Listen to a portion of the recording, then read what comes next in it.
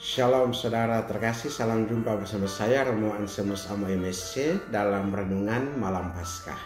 Selamat mempersiapkan dan merayakan malam Vigili Paskah kebangkitan Yesus Kristus Tuhan kita. Kita berdiri malam ini di antara gelap dan terang. Lilin Paskah dinyalakan, nyalanya kecil tapi kuat, menerangi seluruh kegelapan gereja. Malam ini kita tidak hanya mengenang, tetapi mengalami kasih agung keselamatan. Dari penciptaan, dari perbudakan menuju pembebasan, dari kematian menuju kehidupan. Bacaan pertama membawa kita kembali ke awal. Pada mulanya Allah menciptakan langit dan bumi. Segalanya dimulai dari kehampaan, dari kekacauan. Namun firman Allah mengubah semuanya menjadi baik. Seperti dikatakan Santo Athanasius, firman itu adalah cahaya dari cahaya, sumber hidup dari segala ciptaan.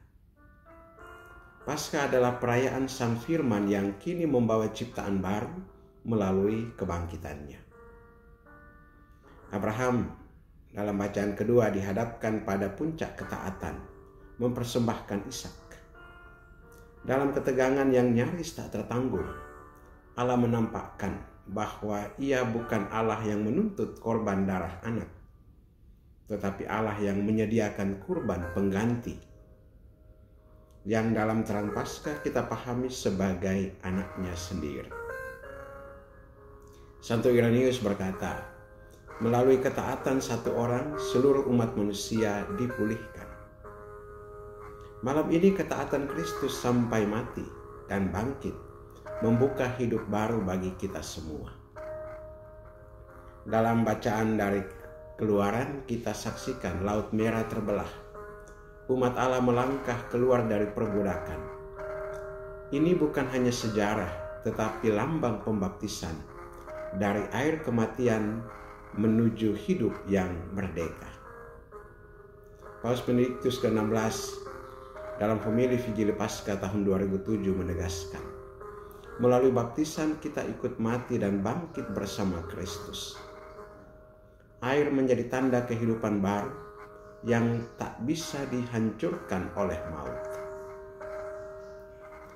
Yesaya dan Baruk mewartakan kasih Allah yang tak tergoyahkan meski umatnya terus jatuh dan jauh.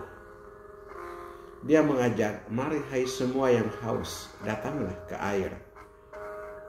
Dan Baruk menegaskan, inilah hikmat, berpegang pada hukum Allah.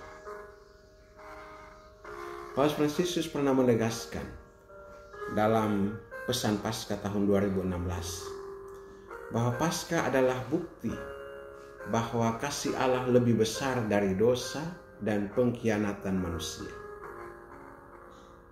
Yeskiel bernubuat, aku akan mencurahkan air jernih ke atasmu, dan kamu akan menjadi tahir.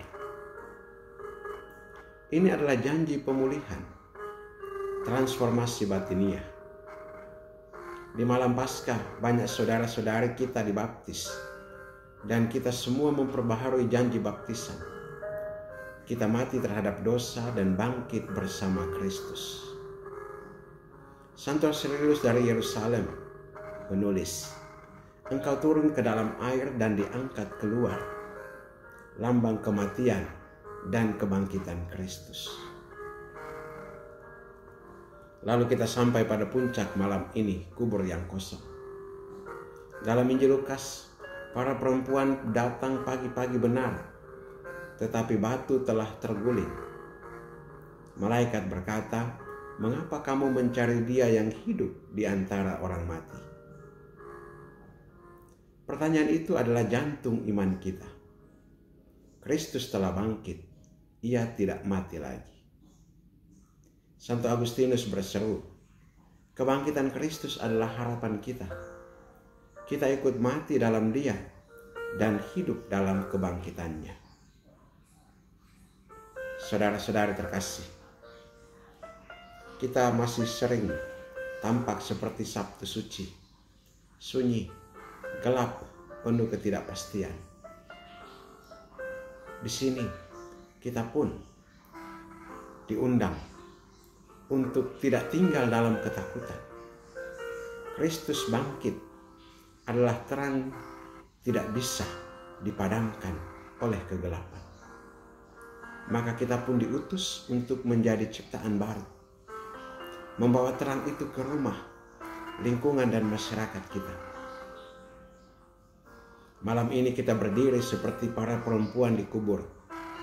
Awalnya takut, namun kemudian diubah menjadi pewarta kabar sukacita. Yesus tidak ada di dalam kubur, Ia hidup.